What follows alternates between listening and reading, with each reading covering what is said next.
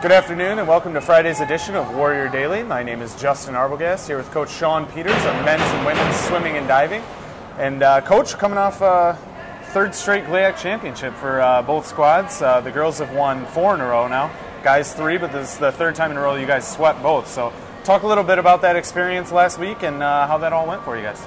Well, it certainly was a great experience. I mean, the women, they're one of the top 5 programs in the country, and certainly, and they really came out and swam extremely well at the conference meet. I mean, because we had 2 different dynamics going on there with the people that we rested completely for the meet to get their end of the season results, and then the national group that were still getting ready for nationals. So I was really impressed with how both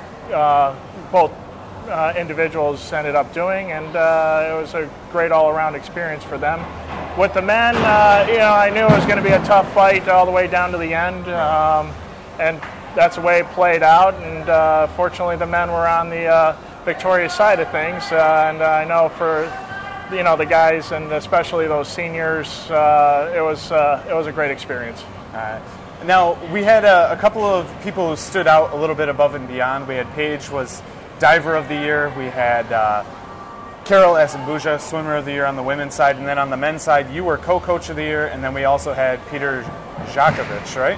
Yahovich, that's right. Yahovich, who was named also Swimmer of the Year. So talk a little bit about their performances and how they really got prepared for this meet. Well, we'll start with Paige. I mean, Paige certainly came off one of the top divers here in the country. She's been diving great all season and set varsity records and just been really stepped up her game this year. So obviously we have 5 great girl divers, and and certainly Paige really did a fantastic job. And with Carol, she's always been one of the top swimmers in the country. I mean, she's been she's very versatile. She can swim pretty much everything from the 500 on down, and we put her in more speed races, and she just hit them all out of the park, breaking conference record, breaking her own school record. So it was fun to watch her go. And Peter was amazing. I mean, certainly setting a national record in February and not fully peaked yet, and also setting a conference record in the 100 breaststroke. I mean, all 3 of them did a fantastic job, but there were so many others that obviously on our program that really also stepped it up big. But those 3 deserved a lot of credit for the work they had.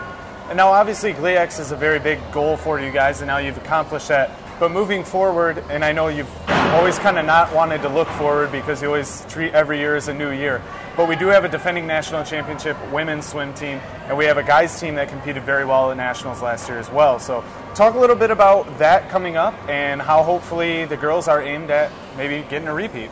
Well, certainly there's going to be some challenges there. I mean, obviously Drury is extremely well-rounded program. I mean, they got swimmers just about everywhere. Right. San Diego was right there with us as well, and and I think they're going to be extremely fast as well. I saw some great swims coming out of Wingate, CW Post, Grand Canyon. I mean, just all over the country. There are great swims, and great swimmers. Tampa, Westchester. There are some amazing athletes going on out there on the women's side. So. Do I think we can compete against all of them? Yeah, I do, and I'm certainly looking forward to that. I mean, it's going to be fun to see how things shape up, but we're going to compete.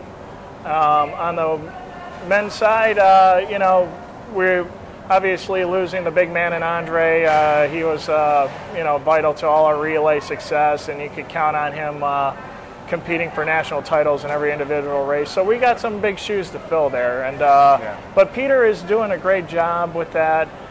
We ended up getting 7 individuals qualified for the swimming end of things, and the Calvin Reeder one came as a surprise to all of us, including Calvin. So we're trying an unusual training method for him because of that. certainly with the diving, I mean, the girl divers are, some of the class of the field there, and then with the men divers, I think we have 4 really exceptional guys going there as well. So I'm really looking forward to the national meet, and I certainly think the expectations are high for us, but there are a lot of great programs out there. Definitely. And one interesting little fact that we had last week, we had Bruno Blanco going into the Hall of Fame. Talk about that honor, how it was to see Bruno come back to town, but then also what it means to you to see some of your former athletes being enshrined over there in the Hall of Fame.